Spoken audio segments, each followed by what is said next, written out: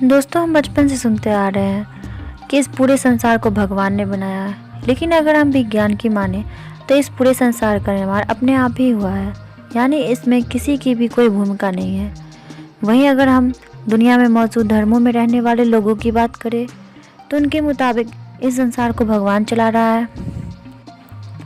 इस सभी चीज़ों को सुनकर आपके मन में भी ये सवाल आया होगा कि अगर हमें भगवान ने बनाया है तो भगवान को किसने बनाया होगा, उनका अस्तित्व क्या है और क्या वाकई में भगवान इस दुनिया में है। तो दोस्तों, इन सभी सवालों का जवाब हमारे इस वीडियो में मौजूद है।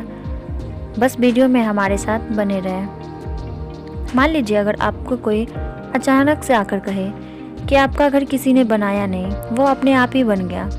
जाहिर सी बात है, आप उसे यही कहेंगे कि ये घर अपने आप नहीं बना बल्कि इसे इंसानों ने मिलकर बनाया है।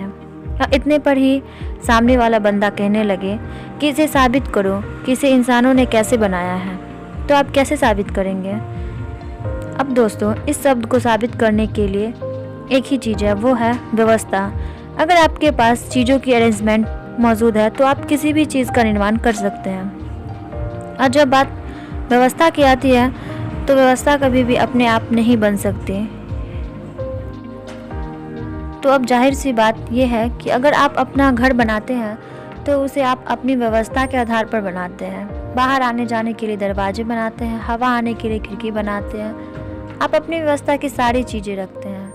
अब हम बात करेंगे प्रकृति की यहाँ किसी भी चीज़ की व्यवस्था नहीं दिखती। आप खुद ही सोचिए, जब कोई बच्चा जन्म लेता है तो वह 6 महीने तक कुछ भी खा पी नहीं सकता, और हम इंसान ऑक्सीजन लेकर कार्बन डाइऑक्साइड छोड़ते हैं तो पेड़ कार्बन डाइऑक्साइड लेकर ऑक्सीजन छोड़ते हैं। तो क्या ये व्यवस्था नहीं है?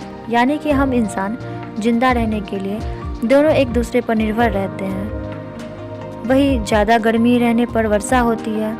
कभी भी मौसम अचानक नहीं बदलता, वह धीरे धीरे बदलता है ताकि इंसान अपने आप को उसमें ढाल सके। ये प्रकृति की व्यवस्था ही है। नहीं तो आप ये सोचिए कि अगर दिन में गर्मी 50 डिग्री सेल्सियस हो और रात में वही 10 डिग्री सेल्सियस हो जाए तो इंसान इतने जल्दी बदलते तापमान से पागल सा हो जाएगा।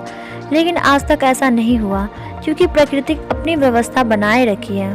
अब इस व्यवस्था को जिस किसी ने बनाया है, आप उसे भगवान, अल्लाह, वाहेगुरु और कुछ भी कह सकते हैं। ये आप पे डिपेंड है। तो दोस्तों, सवाल ये उठता है कि इन सबको भगवान ने बनाया तो भगवान को किसने बनाया? उससे पहले आप अपने अकॉर्डिंग हमें बताएं कि भगवान है या विज्ञान के अनुसार नहीं है।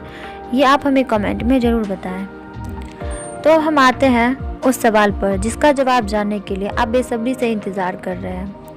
बट जवाब बताने से पहले आप यहाँ ध्यान दें, हमारी पृथ्वी है जिसका डायमीटर करीब 13,000 किलोमीटर है। पृथ्वी से करीब 17 गुना बड़ा नेपच्यून है। और हमारे सौरमंडल का शनि हमारी पृथ्वी से 707 गुना बड़ा है। पर अगर हम पूरे सौरमंडल की बात करें तो सबसे बड़े ग्रह की तो जुपिटर है। तो इतना बड़ा है वो कि एक साथ 1300 पृथ्वियाँ समा सकती है उसके अंदर। अगर देखा जाए तो हमारा ब्रह्मांड इतना बड़ा है कि हमारी ज़िंदगी बीत जाएगी, फिर भी हम इसे नाप नहीं पाएंगे। अब बात आती है हमारे सवाल की। तो इससे पहले मैं आपको एक उदाहरण देना चाहती हूँ कि अगर आप एक गधे को ABCD सिखाएं या उसे ये बताएं कि बल्ब का आविष्कार किसने किया, वह समझ पाएगा? नहीं। इसी तरह हम इंसान कभी भी ब्रह्मांड की रचना को नहीं समझ पाएंगे। हम कभी समझ नहीं पाएंगे कि भगवान क्या है, उन्होंने सृष्टि की रचना क्यों की। दोस्तों, आज हम इंसान पृथ्वी पर जानने वाले सभी जीवों से ज़्यादा समझदार माने जाते हैं, लेकिन ईश्वर ने हमें इतनी भी समझदारी नहीं दी कि हम उनकी रचना को समझ पाएँ। हम कभी भी ब्रह्मांड के रहस्य को नहीं सुलझा पाएंगे। हम इंसान में इतनी भी समझ नहीं है, क्योंकि हम इंसान भगवान को लेकर अपने में लड़ते हैं और कहते हैं हम अपने धर्म और अपने भगवान की रक्षा कर रहे हैं। लेकिन इन्हें कौन समझाए? जिन्होंने ब्रह्मांड की रक्षा की है, पूरे संसार की रक्षा की है, उनकी रक्षा भला कौन करेगा? अगर हम साफ शब्दों में कहें तो भगवान वो शक्ति है जिन्होंने हमें बांध रखा है। ईश्वरीय शक्ति किसी भी रूप में हो सकती है।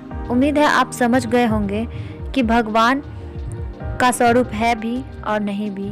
अब ये आप पर निर्भर करता है कि आप इस अलौकिक शक्ति को किस नज़र से देखते हैं।